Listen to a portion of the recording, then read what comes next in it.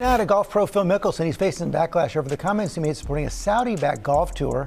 He lost one of his biggest sponsors, now apologizing. I thought they were naive, selfish. I read these quotes and I was stunned. The World Golf Hall of Famer told journalist Alan Shipnuck, the author of an upcoming unauthorized biography of Mickelson, that he would support the new league even though the Saudis are scary to get involved with. We know they killed Khashoggi and have a horrible record on human rights. They execute people over there for being gay.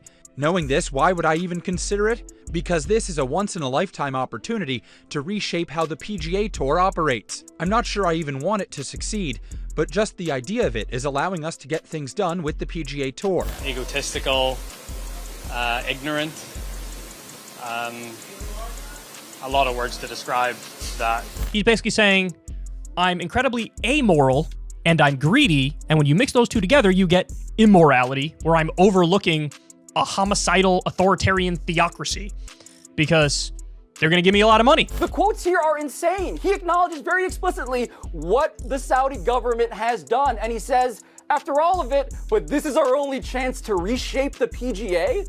How can you expect a normal person who's not in the world of golf to hear and see any of this and think, this feels like a good, again, non-morally compromised idea? As many say in these situations, Phil Mickelson said the quiet, immoral, inhumane, egregious, stupefying, anti-human rights part out loud. However, let's go back to the beginning and get you caught up. The Shark, Greg Norman, a pro golfer with 20 career wins on tour, is a big Trump guy, even endorsing him in the 2020 election.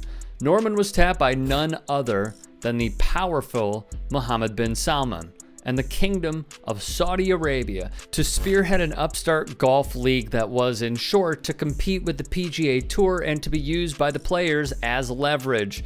Its goals were rather simple. The Super Golf League would be connected to the Asian Tour, which would allow its players to earn official world golf ranking points and potentially compete in major championships. The reason is simple: money.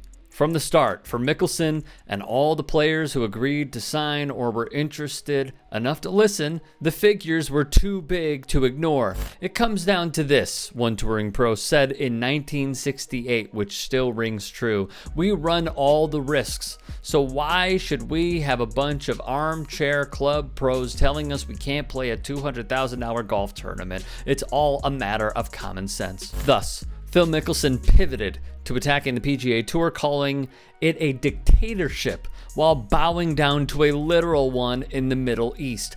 Golf Week wrote in their piece, Bryson DeChambeau was offered $135 million from the Saudi regime to partake in their golf league, which allocated a reported $2 billion on tour players. DeChambeau rebutted the report, saying it was, quote, wrong. Of note, DeChambeau celebrated his U.S. Open with none other than Eric Trump and has been a frequent golf partner of the insurrectionist, even having his name on the golfer's bag. There was another big name American sports fans know quite well, a champion at the Masters in 2020 and U.S. Open in 2016. That athlete is Dustin Johnson. DJ has not only partied it up at Mar-A-Lago, he has also golfed with the 45th president.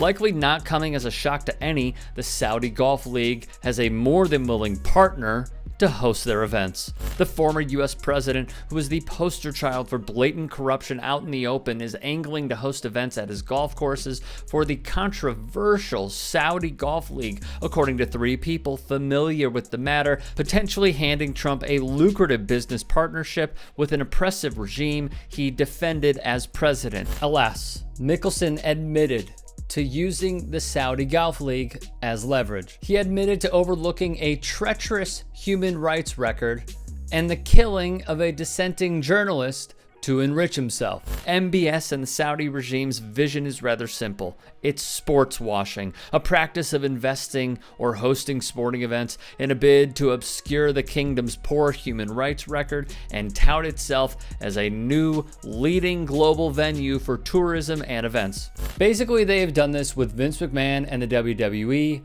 golf, chess, boxing, Formula One, and also the purchase of English soccer club Newcastle United, and many others, to put on a literal show while cracking down on human rights and punishing dissenters. It is a distraction. It is deplorable. And yet, many companies and athletes sign up to aid the nation's attempt to repair its reputation through sports. Mickelson acknowledges the atrocious human rights record and actions by the nation.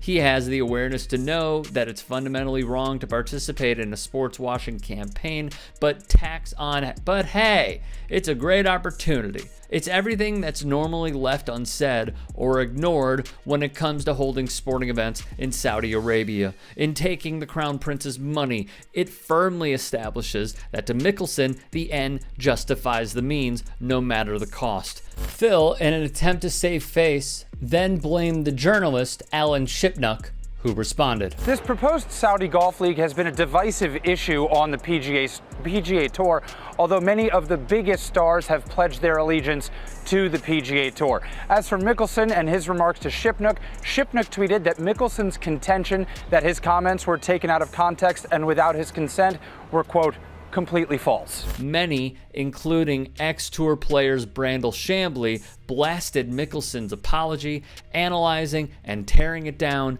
piece by piece on his Twitter account. The man they call Lefty quickly saw the weight of his comments having a direct impact on his wallet. Companies like KPMG, Amstel, Workday, Callaway, and, well, this. Phil was officially out as the host of Attorney Stop in Palm Springs. The Saudi venture looks uncertain for now, though in sports, almost anything and everything can rise from the dead. What is certain, million-dollar crusades to repair one reputation through sports washing can badly damage the reputations of those who think it will cost them nothing to participate.